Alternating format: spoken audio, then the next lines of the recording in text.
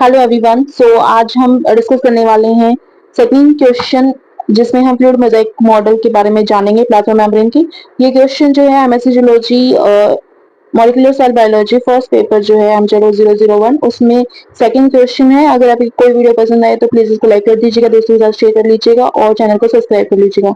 तो चलिए जानते हैं फ्लूइड मोज़ेक मॉडल के बारे में, प्लाज्मा मेम्ब्रेन के फ्लूइड मोज़ेक मॉडल के बारे में जो है। ये हमारा जो एमएससी में इम्पोर्टेंट क्वेश्चन है एग्जाम पॉइंट ऑफ व्यू से, तो इसको थोड़ा ध्यान से देखिएगा और अच्छे से प्रिपरेशन कर लीजिएगा इस क्वेश्चन की। अगर इस तरह का क्वेश्चन आपसे पूछ लिया जाता है 4 मार्क में, 5 मार्क में, 10 मार्क में, तो आप किस तरह से आंसर कर पाएंगे, ये सब इस वीडियो में बताने वाली हूँ। तो देखते हैं फ्लूइड मोज़ेक मॉडल के बारे में। The fluid mosaic model is the widely accepted model for the structure of plasma membrane. Plasma membrane के लिए जो वाइडली एक्सेप्टेड मॉडल है उसी का नाम है फ्लूइड मोज़ेक मॉडल। यानी कि बहुत सारे जो है मॉडल्स प्रपोज किए गए थे प्लाज्मा मेम्ब्रेन के लिए, प्लाज्मा मेम्ब्रेन के स्ट्रक्चर को बताने के लिए, बट जो उसमें से वाइडली एक्सेप्टेड मॉडल है वो हमारा फ्लूइड मोज़ेक मॉडल ही है। ये किसने प्रपोज किया था? First propose by S J. Singer and Garth Nicolson, जिसको जी निकोलसन भी कहा जाता है। और कौन से ईयर में किया गया था? तो इन्होंने प्रपोज किया था ये 1972 में। This model describes the plasma membrane as a dynamic and flexible structure with several components that move fluidly within a bilayer। तो इसमें बताया गया है कि जो ये मॉडल है ये हमें बताता है, डिस्क्राइब करता है प्लाज्मा मेम्ब्रेन के बारे में कि ये एक डायनामिक और एक फ्लेक्सिबल स्ट्रक्चर है। ये जो फ्लूइड मोज़ेक मॉडल है ये हमें बताता है कि प्लाज्मा मेम्ब्रेन एक डायनामिक और फ्लेक्सिबल स्ट्रक्चर है जिसमें बहुत सारे कंपोनेंट्स होते हैं, जिसकी वजह से फ्लूइडिटी बनी रहती है बाइलेयर की। और फॉस्फोलिपिड, ये जो बाइलेयर है ये फॉस्फोलिपिड का होता है, ठीक है। तो here is the breakdown of its features, की फीचर्स। तो यहाँ पर की फीचर्स दिए गए हैं फ्लूइड मोज़ेक मॉडल के, तो उसके बारे में फिर जान लेते हैं कि क्या बताया गया। की component of the fluid mosaic model. की component of fluid mosaic model में आपको फर्स्ट की दी गई है फॉस्फोलिपिड बाइलेयर। ये सबसे इंपॉर्टेंट भी है। फ्लूइड मोज़ेक मॉडल में सबसे इंपॉर्टेंट की जो है पॉइंट जो है वो यही है कि ये फॉस्फोलिपिड बाइलेयर होती हैं। तो इसमें बताया गया था plasma membrane is composed of 2 layers of phospholipid. Plasma membrane जो है वो फॉस्फोलिपिड की 2 लेयर से कंपोज्ड है, फॉस्फोलिपिड की 2 लेयर से मिलकर के प्लाज्मा मेम्ब्रेन बना है।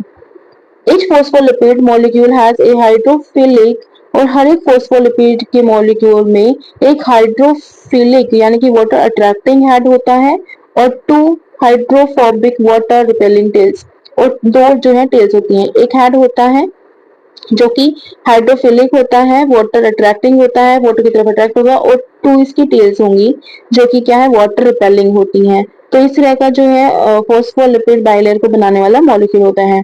द हाइड्रोफिलिक हेड्स, जो हाइड्रोफिलिक हेड्स होते हैं फेस आउटवर्ड, वो बाहर की तरफ होते हैं। Outward the aqueous environment both inside and outside the cell. Aqueous environment से बाहर और यानी कि प्लाज्मा मेम्ब्रेन के दोनों तरफ, इधर भी और इधर भी, हमारे यहाँ हाइड्रोफिलिक हेड प्रेजेंट होते हैं और अंदर की तरफ जो है टेल्स प्रेजेंट होंगी। मान लो यहाँ पे हेड है, यहाँ पर हेड है, तो टेल्स जो है अंदर की तरफ प्रेजेंट होंगी इस तरह से, ठीक है। While the hydrophobic tails face inward, जबकि जो हाइड्रोफोबिक टेल्स होती हैं वो अंदर की तरफ होती हैं, अवे फ्रॉम वाटर, पानी से दूर रहती हैं, forming a semi permeable barrier, और इसी वजह से वो सेमी परमिएबल बैरियर बना के रखती हैं।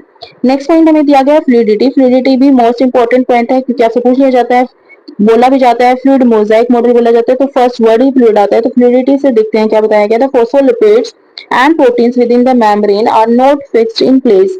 जो फॉस्फोलिपिड्स होते हैं और प्रोटीन्स होते हैं बाइलेयर में, प्लाज्मा मेम्ब्रेन की, प्लाज्मा मेम्ब्रेन में वो फिक्स नहीं होते उनकी position. They can move laterally within the layer, वो लेयर्स में जो है मूव करते रहते हैं, giving the membrane its fluidity, जिसकी वजह से मेम्ब्रेन को फ्लूइडिटी मिलती है, तरलता से मिलती है कि वो फ्लूइड करता है, फ्लो करता है। This allows the cell to change the shape, self-heal and enables the diffusion of molecules across the membrane। और इस फ्लूइडिटी की वजह से ही जो है ना सेल की शेप चेंज होती है, वो खुद को हील कर पाता है और उससे डिफ्यूजन भी जो है उसमें हो पाता है, मॉलिक्यूल्स का डिफ्यूजन भी जो प्लाज्मा मेम्ब्रेन से अच्छे से हो पाता है। The fluidity is influenced by factors such as temperature and the presence of cholesterol। जो फ्लूइडिटी होती है वो इन्फ्लुएंस होती है, यानी कि फ्लूइडिटी को फर्क पड़ता है टेम्परेचर से और प्रेजेंस ऑफ कोलेस्ट्रॉल से, कि कितना कोलेस्ट्रॉल प्रेजेंट है और कैसा टेम्परेचर है वहां पर, which modulates membrane fluidity by preventing it from becoming too rigid और टू फ्लूइड। जो कि मॉड्यूलेट करके रखता है मेम्ब्रेन की फ्लूइडिटी को, क्योंकि वो प्रिवेंट करता है it from becoming too rigid, इसको ज्यादा रिजिड भी नहीं होने देता और ज्यादा फ्लूइड भी नहीं होने देता, इस तरह से वो उसको प्रिवेंट करके रखता है। नेक्स्ट हमारे पास पॉइंट है प्रोटीन्स के बारे में। प्रोटीन्स टू टाइप्स के हमारे मिलते हैं प्लाज्मा मेम्ब्रेन में। एक होता है इंटरनल प्रोटीन्स और सेकंड होगा आपका एक्सटर्नल प्रोटीन, जिसको हम पेरिफेरल प्रोटीन भी बोलेंगे क्योंकि वो पेरिफेरी पे प्रेजेंट होंगे। तो जान लेते हैं पहले इंटरनल प्रोटीन्स के बारे में हमें बताया गया है। These proteins are embedded within the lipid bilayer and can extend across the entire membrane.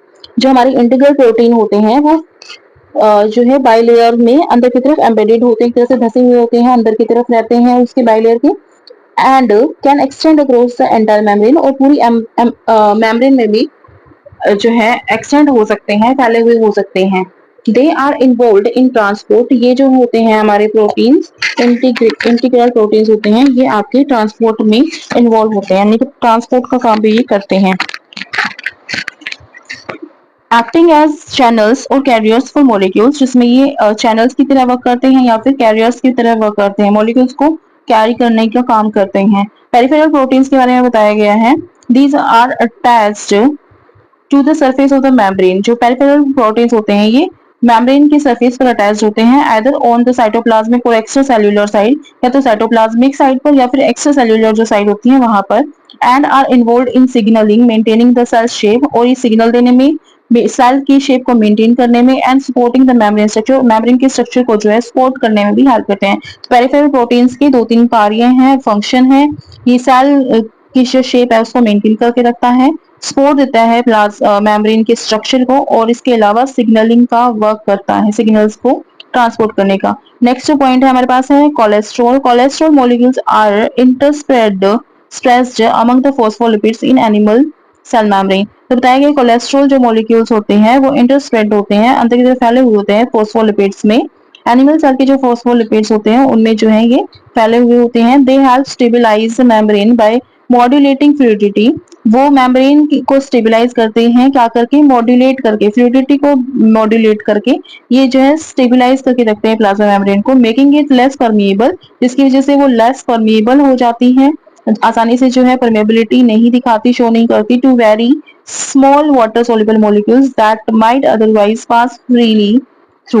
तो वो छोटे छोटे वाटर सोल्यूबल मॉलिक्यूल्स के लिए भी लेस परमेबल हो जाती है, ताकि वो उसमें से अच्छे से जो है फ्रीली पास ना कर सके। नेक्स्ट पॉइंट हमें दिया गया है कार्बोहाइड्रेट का। Carbohydrate chains are attached to proteins, carbohydrate की जो चेन्स होती हैं वो ग्लाइकोप्रोटीन या से अटैच होती हैं या फिर लिपिड से अटैच होती हैं, जिनको इसमें बताया गया कि वो प्रोटीन से या फिर लिपिड से जो अटैच होती है। कार्बोहाइड्रेट की जो चेन होती है वो प्रोटीन और लिपिड से अटैच होती हैं on the extracellular surface of the membrane, membrane की बाहरी जो सरफेस है वहां पर। These carbohydrates play a role in the cell recognition, signalling and adhesion. ठीक है, तो की फीचर्स जो है फ्लूइड मोजाइक मॉडल के आपको बता दिया गया है कि डायनामिक होता है नेचर में, डायनामिक नेचर में होता है, सिलेक्टिव परमिएबिलिटी होती है इसके पास अपनी खुद की। तो ये जो दो पॉइंट है ये बहुत इंपॉर्टेंट है। थर्ड आपको दिया गया है मोजाइक ऑफ प्रोटीन्स, कि प्रोटीन्स जो है वो मोजाइक फॉर्म में कैसे प्रेजेंट है। तो देख लेते हैं dynamic nature of the fluid mosaic model. The components of the membrane can move sideways, जो कंपोनेंट है मेम्ब्रेन के वो साइडवेज, साइड में भी जो है मूव कर पा सकते हैं साइडवेज में, and the structure is not rigid, और उसका स्ट्रक्चर जो है काफी ज्यादा रिजिड नहीं होता है।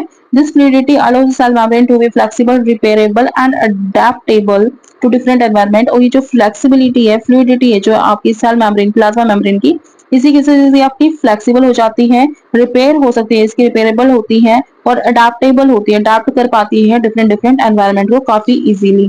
सेकंड पॉइंट दिया गया है सिलेक्टिव परमेबिलिटी।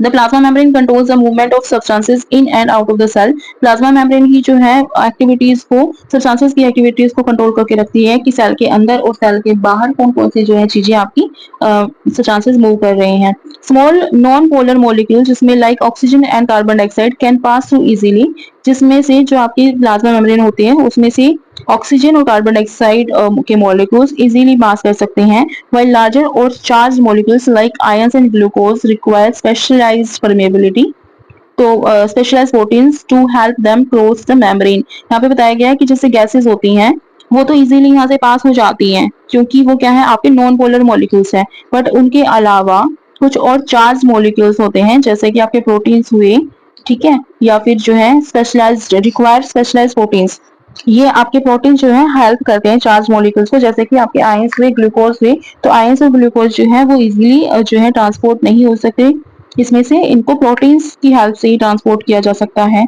प्लाज्मा मेम्ब्रेन में। नेक्स्ट पॉइंट है mosaic of proteins. The proteins embedded in और associated with the lipid bilayer are not uniformly distributed but form a mosaic like pattern।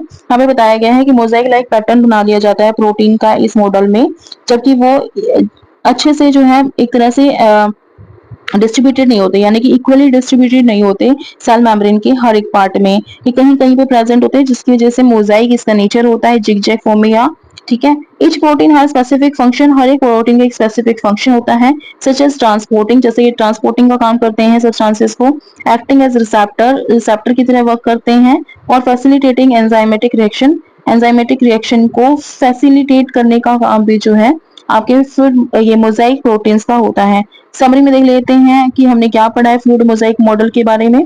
The fluid mosaic model describes the plasma membrane as a fluid flexible layer of lipid and proteins embedded within it. कि plasma membrane जो है हमें describe करता है एक ऐसा model of plasma membrane जो कि हमें शो करता है फ्लूइड नेचर को, फ्लूइडिटी नेचर को, flexible layer of the lipids and protein, protein और लिपिड की एक फ्लेक्सिबल लेयर के बारे में बताता है, और ये प्रोटीन जो है उसके अंदर एम्बेडेड होते हैं। ठीक है, तो ये बताया गया है फॉर्मिंग ए मोजाइक पैटर्न, और इससे एक मोजाइक पैटर्न बनता है। This structure enables the membrane to be dynamic. ये जो स्ट्रक्चर बनता है इस तरह से लिपिड और प्रोटीन्स का, ये जो है मेम्ब्रेन को एक डायनामिक स्ट्रक्चर देता है।